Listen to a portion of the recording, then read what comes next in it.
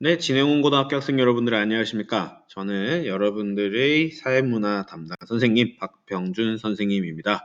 오늘은 6번째 강좌, 개인과 사회의 관계 그리고 사회화에 대한 내용으로 여러분들께 좀 인사를 드리도록 할게요. 오늘은 조금 의미가 있습니다. 왜냐하면은 사회문화 교육과정상의 두 번째 단원을 새로이 나가는 날이기 때문인데요. 1강부터 5강까지는 이제 사회문화 현상의 연구 방법에 대해서 다룬 내용이었다면은 이번 두 번째 단원은요, 사회화에 대한 내용도 있고요, 사회 조직 집단에 대한 내용도 있고, 사회 속에서 개인의 어떤 지위, 역할, 그리고 그 속에서 발생하는 역할 갈등에 대한 얘기, 관료제에 대한 얘기도 있고, 일탈 이론에 대한 얘기까지도 이렇게 쫙 나오는 단원입니다. 그래서 사실 내용상으로 좀 많은 단원이에요. 여러분들이 내용상으로 조금 이해를 하고 머릿속에 있어야 하는 어떤 내용들이 많은 단원이다 미리 말씀을 드리도록 할게요. 그래서 좀 정신을 차리시고 이렇게 내용 정리를 잘 해두셔야 한다라고 말씀을 드리도록 하겠습니다. 바로 시작을 하도록 할게요. 네, 오늘 여러분들이랑 함께 하게 될 내용은 크게 두 가지입니다. 첫 번째가 개인과 사회 간의 관계에 대한 이야기이고요. 두 번째는 사회화가 무엇인지, 그리고 사회화의 유형, 그리고 사회화를 담당하는 기관의 유형은 어떻게 분류를 하는지, 이 정도로만 오늘 딱 가볍게 하고 끝을 빨리 내드릴 수 있도록 하겠습니다. 네, 바로 넘어갈게요. 거두절미하고요. 첫 번째입니다. 개인과 사회 간의 관계라고 되어 있는데요.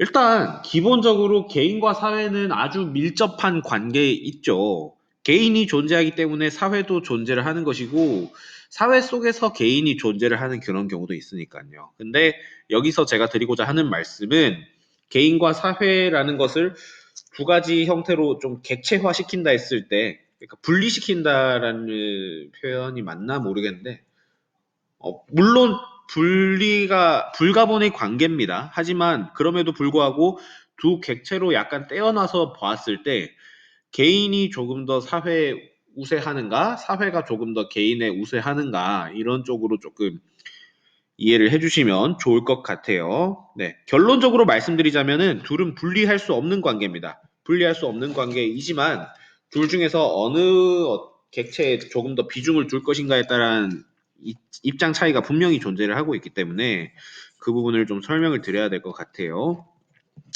수능과 관련된 그 관점의 맥락에서 말씀드리자면은 상당히 쉽습니다. 문제 나오는 게. 네, 일단은 한번 바로 넘어가도록 할게요. 첫 번째, 사회 명목론에 대한 얘기입니다. 사회 명목론. 말 그대로요. 사회는 허울에 불과하고 명목에 불과하다라는 이론이에요. 네. 사회가 개인의 합 이상의 어떤 역할을 수행한다기보다는요, 그냥 개인들을 모아놓은 어떤 하나의 어떤 집단에 불과하다라는 입장을 지니고 있고요. 그러다 보니까 개인의 자율성과 능동성에 조금 더 초점을 두는 그런 모습을 발견할 수가 있을 것 같아요. 네. 그러니까 사회라는 어떤 하나의 울타리가 존재를 하지만 그 속에서 개인이 자신의 어떤 자율적인 행동들, 창의적인 행동들, 이런 것들을 함으로써 이제 사회가 존재하고 구성된다. 이런 얘기를 하고 있고요. 이론적인 맥락으로 보자면은 사회계약설이랑 아주 밀접하게 연관이 되어 있어요. 그 근대 시민혁명 시기를 직후로 해서 국가에 대한 개인의 어떤 자유를 보장받는 어떤 움직임이 일어났었죠. 여러분들이 저와 함께 작년에 정치화법 공부를 제대로 했더라면 아마 기억하실 겁니다. 자유권에 대한 얘기도 막 했었고요. 시민혁명을 기반으로 해서 개인의 자유와 국가에 대한, 그죠? 국가의 과도한 권력 간섭이나 그런 것들에 대한 개인의 자유, 그리고 국가가 존재하는 이유 자체가 개인의 어떤 자유와 권리 보장이었잖아요. 그런 맥락에서 봤을 때 사회는 하나의 명목에 불과하고 개인을 위해 존재한다라고 하는 사회 명목론이란 그 궤를 같이 한다라고 여러분들이 쉽게 이해하실 수가 있습니다. 넘어갈게요. 바로 이제 사회 실제론으로 넘어갑니다. 사회 실제로는요, 사회가 하나의 유기체 역할을 한다라고 하는 사회 유기체설, 그리고 개인이 사회의 어떤 사회 속에서의 조화나 존속을 위해서 존재한다라는 상호 의존론이랑 상당히 밀접하게 관련이 있어요. 그 거꾸로죠. 사회 명목론에서는 사회가 개인을 위해 존재를 하지만 사회 실제로는 개인이 사회를 위해서 존재를 한다라는 겁니다. 물론 공통적으로 사회와 개인이 필수적이고 필수 불가분의 관계에 있다는 사실은 공통적인 입장인 것 같아요. 네. 하지만 무엇을 위해 존재하는지에 대한 관점 차이라는 거죠. 네. 그래서 그렇게 사회 실제론에 대한 얘기 받아들이시면 될 것 같고요. 그리고 두 번째 꼭지를 보시면 외재성과 구속성이라고 되어 있습니다. 무슨 말이냐? 사회 실제론에서는 사회 구조라는 것에 대해서 이렇게 바라본다라는 겁니다. 사회라는 것이 개인의 외부에 실제하고 있다라는 입장이 첫 번째 입장이고요. 두 번째는 구속한다 말 그대로 사회 구조라던가 사회 체계 같은 것들이 개인의 행동을 구속하고 제약하는 것을 의미를 합니다. 예를 들어 학교라는 어떤 학교라는 것을 하나의 어떤 사회 구조이자 집단으로 바라보도록 할게요.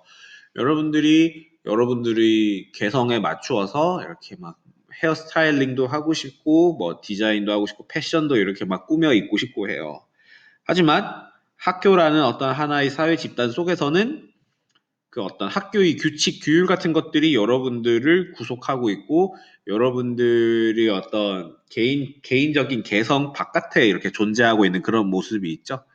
네. 그런 의미에서 봤을 때, 개인의 외재하고 있는 사회 구조와 여러분들이 어떤 행동을 구속하는 어떤 구속성까지 이렇게 조금 어렴풋이라도 이해를 하실 수 있을 것 같아요. 그래서 그런 사회는 개인의 그 이상의 가치를 지니고 있다라고 보는 것이 사회 실제로의 이야기 같아요. 개인의 단순 합으로 인해서 사회가 딱 구성됐다라기보다는요, 그 개인들이 모이고 모여서 플러스 알파의 뭔가를 만들어낸다라는 거죠. 네. 그래서 핵심 내용은 이제 외재성과 구속성이라는 것에 좀 초점을 두면 좋을 것 같고요. 어, 사회학자인 지르케임이 했던 이야기입니다. 그래서 지르케임의 어떤 말이었다라는 점 좀 이해를 해주시면 좋을 것 같아요. 뭐 좀 좀 TMI 얘기를 좀 해드릴까요? 지르케임 하니까 생각이 나네요. 지르케임이 연구를 했던 내용 자체가 이런 어떤 사회 집단이 이렇게 개인이 사회 집단화가 되면서 생기는 어떤 전류라는 표현을 했었던 것 같아요. 개인이 어떤 집단에 소속함으로써 어떤 일종의 전류가 흐른다라고 디르케임의 원문에서는 표현을 하고 있거든요. 그것이 바로 저희가 흔히 얘기를 하는 어떤 집합의식이라는 거죠. 나는 이 집단에 소속되어 있다라는 거 있잖아요. 어떤 특정 부족들이 이렇게 집단화가 되어서 막 그곳에서 막 춤을 추고 막 놀고 노래를 해요. 그게 내가 이 집단에 소속되어 있다라는 어떤 집합 의식에 의해서 나오는 행동들인 거죠.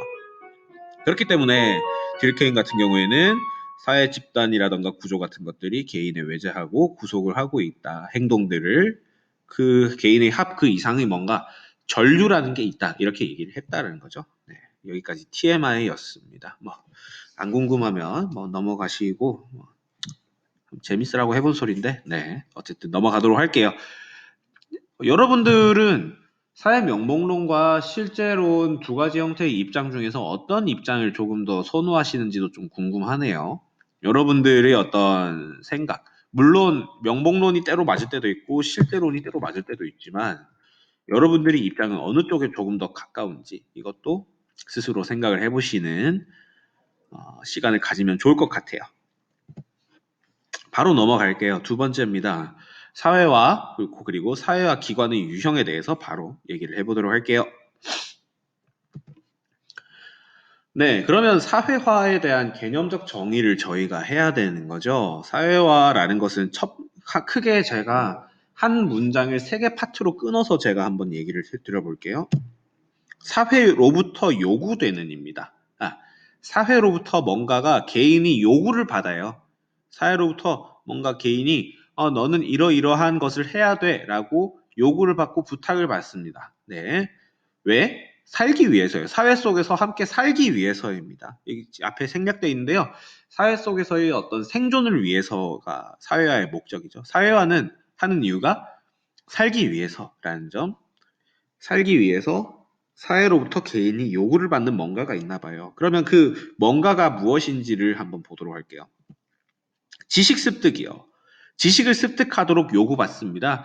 저도 이 교사가 되고 여러분들과 함께 수업을 만들어 나가기 위해서 다양한 지식들을 습득했겠죠? 네. 저는 뭐 경제학도 했고요. 정치학도 했고요.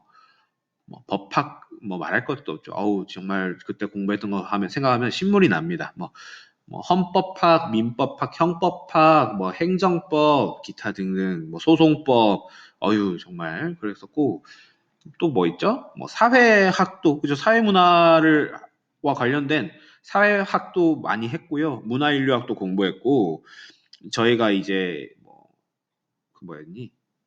1단원에서 했었던 자료 수집 방법 관련해서도 사회조사 방법론이라는 어떤 전공 과목도 들었고요. 그게 아니죠. 교육학도 과목이 한 10가지 정도 이렇게 하위로 있었던 것 같아요. 뭐 교육과정, 뭐 교육평가, 교육심리학, 교육사회학, 그 교육철학, 교육사, 아유, 정말, 그 어떤 교수학습, 공학이론, 뭐 기타 등등등. 말이 안 나오죠? 네. 이렇게 정말 다양한 지식들을 습득했습니다. 여러분들도 여러분들이 직군에 가기 위한 전공 지식을 습득할 수밖에 없을 거예요. 여러분들이 앞으로 습득해야 할 전공적 지식들이 무엇이 있는지 한번 생각해 보는 것도 좋을 것 같네요. 근데 단순히 지식을 습득한다고 해서 우리가 살아갈 수 있나요? 아니죠. 규범과 가치도 우리가 내면화를 해야 됩니다. 당연한 겁니다. 우리가 사회에 살아나가기 위해서는 그러니까 쉽게 말해서 똑똑해서만 살아나갈 수가 없다라는 거죠. 다른 사람들과 함께 공존하면서 어떤 배려의 가치라던가 뭐 공감해주는 능력, 의사소통 역량, 문제가 있을 때 이런 문제들은 이렇게 해결해야 한다. 혹은 대한민국이 민주국가이다, 민주공화국이다 이런 것들 인간이 존엄성과 행복 추구권을 위해서 우리는 살아간다. 각자의 어떤 기본권, 각자가 가지고 있는 어떤 인권적인 것들을 보장해주고 서로가 그 어떤 기본권을 과도하게 침해해서는 안 된다. 이런 것들, 인사 잘해야 된다. 그런 것들이요. 어렵지 않죠. 그런 가치들을 내면화하는 과정 모두가 사회화입니다. 사회화는요, 따지고 보면요, 그래서 한평생에 걸쳐서 이루어져요. 저도 지금 사회화가 되고 있습니다. 어떻게 해요? 여러분들이랑 수업을 하면서도 저는 사회화가 돼요. 수업을 하면서 여러분들이 수업과 관련해서 필요한 것이 무엇인지를 캐치하고 여러분들이 피드백을 받아서 더 나은 수업도 하기도 하고요. 여러분들한테 제가 삶의 태도를 배우기도 하죠. 여러분들도 저에게 삶의 태도를 배우실 수도 있겠죠. 뭐 부족한 저이지만 분명히 저에게서 뭔가 얻어가시는 게 있으면 좋겠다라는 생각도 한 번씩은 해봅니다. 어쨌든 저희가 서로 살아나가면서 앞으로 더 잘 살기 위해서 지식도 습득하고 서로에게 규범과 가치를 내면화시키고 내면화하는 그런 과정이 사회화라고 할 수 있겠습니다. 사회화의 유형에 대해서 조금 간단하게 얘기를 드릴게요. 첫 번째는 재사회화, 두 번째는 얘기사회화라는 내용입니다. 재사회화라는 것은요, 새로운 어떤 사회의 변화, 과도기에 주로 이제 필요한 것들이에요. 사회가 매우 많이 바뀌고 있어요. 그러면서 새로운 지식과 가치를 습득, 내면화하는 것을 재사회화라고 얘기를 해요. 뭐, 재사회화는 요즘 뭐 말할 것도 없죠. 코로나 사태요. 요즘은 진짜 이런 말도 하더라고요. 그 최근 21세기는 BC와 AC의 그 개념이 달라졌다라고 얘기를 하죠. Before Corona, After Corona 이렇게 얘기를 한다고 해요. 정말로 그 신문 기사에 뭐나라던가 아니면 뭐 책에서 볼 수 있는 표현이더라고요. 코로나 사태로 인해서 어, 저희 교육계에 일어난 어떤 변화를 생각해 보자면 정말 큰 변화가 있었죠. 온라인 교육을 한다. 원격 교육을 한다. 근데 대부분의 현장 교사들은 그 당시에 어땠을까요? 그렇죠. 이거 뭐 어떻게 하는 거야부터 해가지고 줌은 어떻게 하는 거야, 조작은 어떻게 하는 거야, 구글 클래스룸은 어떻게 하는 거야, EBS 온라인 클래스룸은 어떻게 하는 거야, 난리도 아닙니다. 그럼으로써 어떻게 선두주자들이 이거는 이렇게 하는 거예요라고 하면서 각종 연수도 하고요, 사례 공유도 하는 그런 시간을 가집니다. 그걸 보면서 조금 후발주자라 할까요? 이제 그걸 보고 배우시는 분들이, 이렇게 하는구나. 라고 지식을 습득하기도 하고요. 온라인 교육의 가치를 내면화하기도 합니다. 그런 것들이 아주 대표적인 제사회화죠. 코로나라는 급격한 사회 변화에 적응하기 위한 것입니다. 이해를 충분히 하셨을 거라고 생각할게요. 예기사회화에 대해서 얘기를 할게요.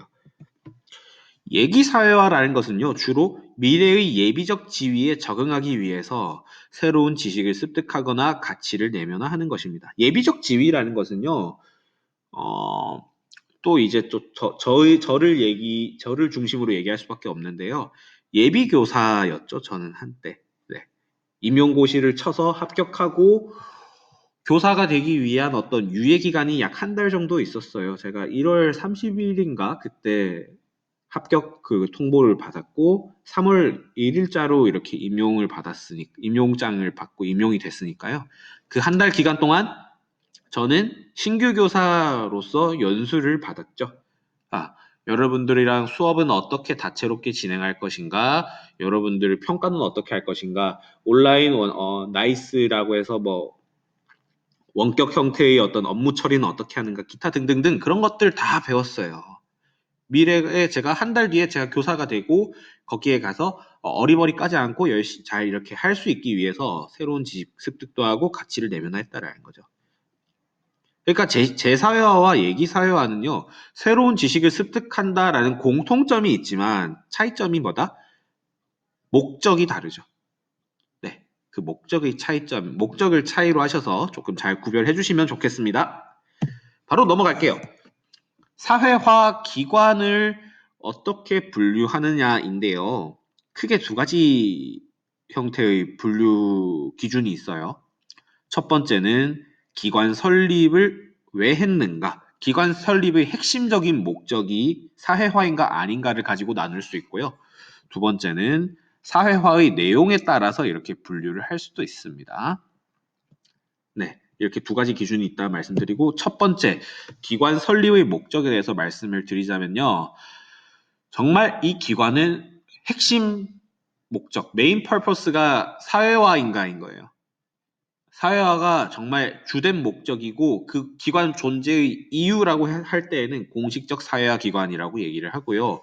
물론 사회화를 어느 정도 담당할 수는 있지만 핵심적인 목적은 아니고 그 어떤 집단의 목적을 이렇게 따르다 보니까 부수적으로 따라오는 거야. 라고 하는 걸 비공식적 사회화 기관이라고 얘기를 합니다. 그래서 가장 대표적인 공식적 사회화 기관은 학교죠, 학교. 네. 아이고, 종소리 죄송합니다.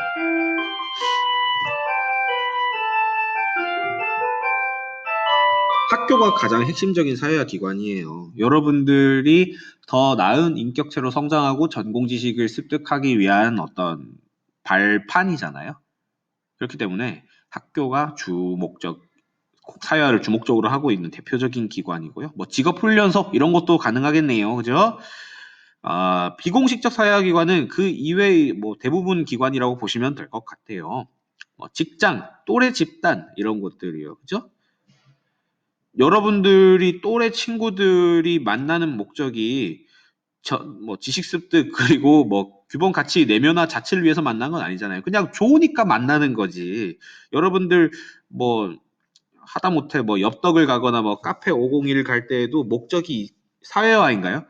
나는 오늘 이 친구들을 만나가지고 사회에 살아나가기 위한 어떤 전공적인 지식을 습득하고 규범과 가치를 내면화하기 위해서 가야겠구나. 이렇게 하지 않잖아요. 그냥 좋으니까 만나는 거지. 직장 뭐예요? 기업 목적이 뭐예요? 사회화인가요? 무슨 소리예요? 돈 벌려고지, 돈 벌려고. 경제적 활동을 영위하기 위해서 이윤을 창출하기 위해서 존재를 하는 거잖아요. 하지만 부수적으로는 사회화의 어떤 목적을 달성할 수 있다. 이렇게 가셔야 되는 거죠. 네. 이해를 충분히 하셨으리라 믿습니다. 넘어갈게요. 두 번째입니다. 사회화의 내용에 따라서 1차적 사회화기관, 2차적 사회화기관 이렇게 나누고 있습니다. 사회화의 내용이 정말 기초적인 수준이에요.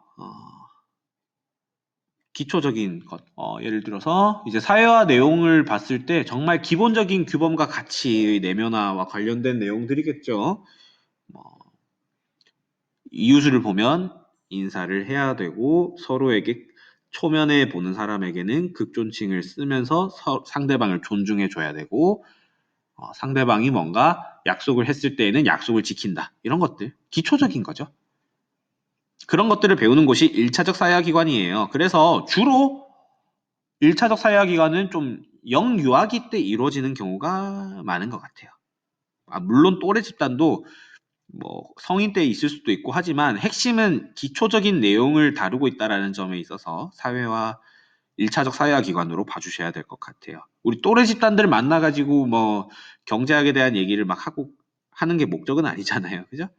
막 만나가지고 막 금융시장이 어떻니 이러면서 막 사회학이 뭐 어떻니 이런 거가 아니잖아요. 여러분들이 하는 것이 기초적인 내용 정말 상호작용하면서 생기는 어떤 것들 기초적인 문제들 해결 뭐 그런 것들이잖아요. 그래서 가족이나 또래 집단이 대표적인 1차적 사회화 기관 되겠고요. 2차적 사회화 기관은 좀 결이 다릅니다. 전문적인 내용을 좀 주로 다루는 어떤 기관이라 보시면 될 것 같아요. 주로 뭐 상급 학교, 대학교, 뭐 대학원, 직업훈련소, 뭐 연수원, 기타 등등 관련된 것들. 네, 전문적인 형태의 내용, 전공적인 어떤 지식 습득과 관련된 어떤 기관이 2차적 사회화 기관이라고 할 수 있을 것 같아요. 네, 충분히 이해를 하셨으리라 믿고 내가 속해 있는 사회화 기관에 대해서 한번 스스로 생각을 해보시고 좀 해보시면 좋을 것 같습니다.